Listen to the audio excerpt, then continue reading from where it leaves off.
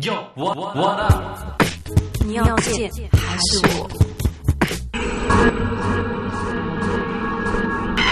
what up? 你要见还是我 It's Razor Pop lah. 9th Live Theatre Awards winner for Best Script, Haresh Sharma. They were calling it the Slumdog Millionaire of the Live Theatre Awards. The necessary stages Gemuk Girls, or Fat Girls in Malay, took home 3 major awards, namely Production of the Year, Best Script, and Best Actor, beating bigger and more elaborate productions.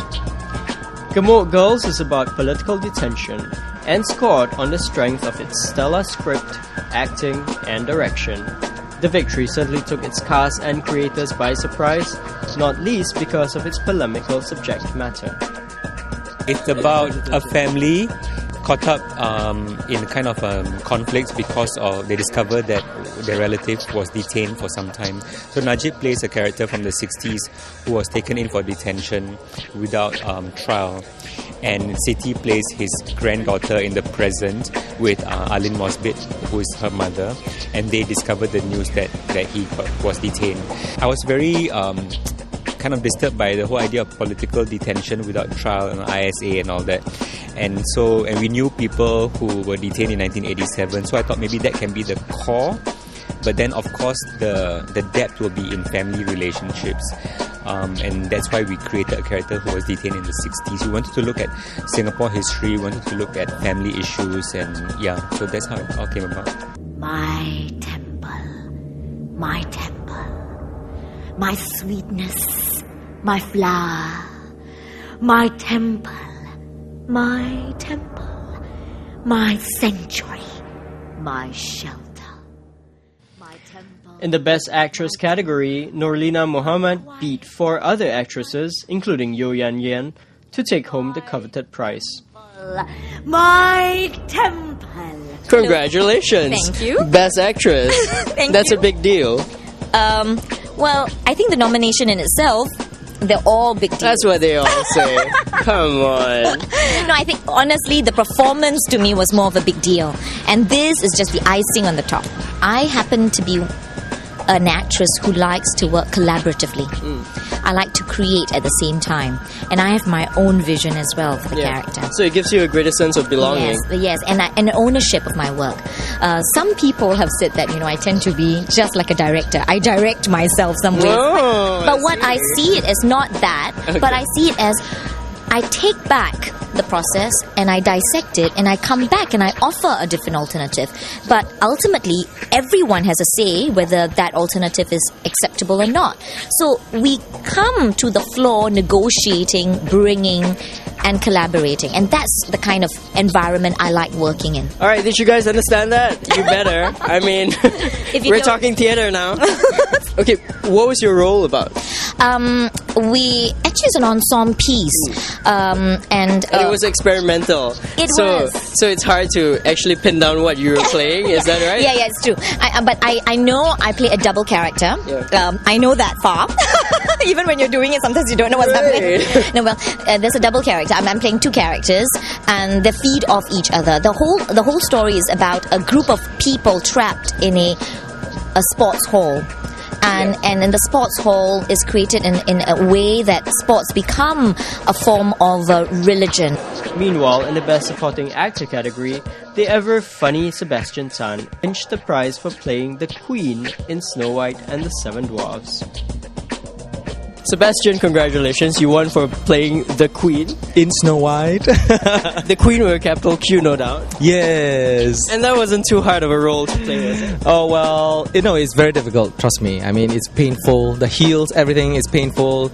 But it's great. Like I said, it's great being a woman. This award is to all the women in my life and to all the women. And who are the women in your life? My mother, my friends. Some real, some not so real, but all the women, right? I mean, it's difficult, but I tell you, if you just go through it, you will win an award in the end. As a woman. What about the men? Are there no worthy men in your life? Well, like I said just now in my acceptance speech, I said, behind every successful man is a best supporting actress. Will you be acting in any more female roles? I hope so. I mean, from now on, I think something in me has been released. No, I mean, I think as an actor, I think you want to play every kind of role. And I think, bring it on. If there's any woman role, I would love to do it. Because it's a different thing. It's a different element. I don't know. Do you think you won because of playing another gender? Everybody else was playing their gender, but you decided to drag for one production. Maybe, I've been nominated twice for Best Actor, and I was playing like straight roles and straight male roles. Yeah. Never win. This one, play woman, play queen, win. Alamat, like that. So I don't know what is he telling me, man. Are you a queen in real life? Well, am I royal? Yes. Emma Yong, who has been nominated a few times, finally won in the Best Supporting Actress category for her role in the Mandarin musical Shanghai Blues. I was playing a very sweet girl from the villages, and she goes to Shanghai with big dreams, and she becomes a very popular singer, and then she gets involved in this love triangle with William, So and Mindy. It was very drama, but very sad, a lot of fun. We had a lot of fun, yeah. So you transform yourself into a glamorous woman. That's not a big leap for you. Oh, thank you very much. I think the difficulty with Shanghai Blues is that I'm performing in Mandarin, which is I'm ashamed to say it's not a language that I think in. I think in English, so it makes me work that much harder. And I thank my cast and my director for having the patience, waiting for me to memorize my lines, so I stopped stumbling and all that. But I think it's a wonderful thing to be able to perform in another language, and it just makes you explore different things or stretches you in areas that you couldn't in the language that you're used to. But what specifically were you afraid of? I mean, acting Mandarin. Did you think you would come across as unconvincing? I think when something doesn't come so easily, when it's something that you have to work hard at, obviously you're not going to be as confident. But I do make sure that I try my best, and I don't want my accent or any problems that I do to offend anyone. So I really try my best, and so far it's been very good, and I've been enjoying myself. Yeah. But during the production itself, were there issues with the way you pronounce things that had to be corrected? Well, the people around me are always very helpful, and I'm quite a hardworking, diligent actress. I'll make sure that I get sure that I check every single word. Yes, I heard that about you. Everybody says you're very, very hardworking. Thank you. Yeah, it's better than being known as a diva. Okay, so you've been nominated quite a few times for Best Supporting Actress and Best Actress, and this is your first win. Yeah. Does it feel like sort of a relief, or just being nominated is good enough? Well, I think as actors, we probably try our best not to be motivated by awards, even though of course they're very nice. And I don't really think about it. I try to just do my best at my work, and hopefully more opportunities, good roles come my way. And I mean, if you do get an award, if you do get a nomination, it's very nice, and it makes my mother very happy. So I just thank ST Life for taking the trouble to organize this and to recognize the actors in Singapore and supporting local work. It's always about the roles, isn't it? Yes. What roles that you can get, and whether it challenges you and all that. Yeah. Okay. Thank you, Emma. Thank you very much. Best Actor, Najib Soiman. In the Best Actor category, Najib Soiman won for his stellar performance as a political detainee in Gemuk Girls. Alright, I'm here with the Best Actor. His name is Najib Soiman. It's your first nomination, as well as a victory for you. Yes. Are you surprised? Actually, I was totally in a state of shock, because even the lineup for the Best Actor nominees are mostly all the high profile, and some of them are even my idols. For example, like Peter Sau. Okay, I've been with Peter Sau, learning with him, studying techniques with him. So he's been like even encouraging me and even assisting me in my previous production with him.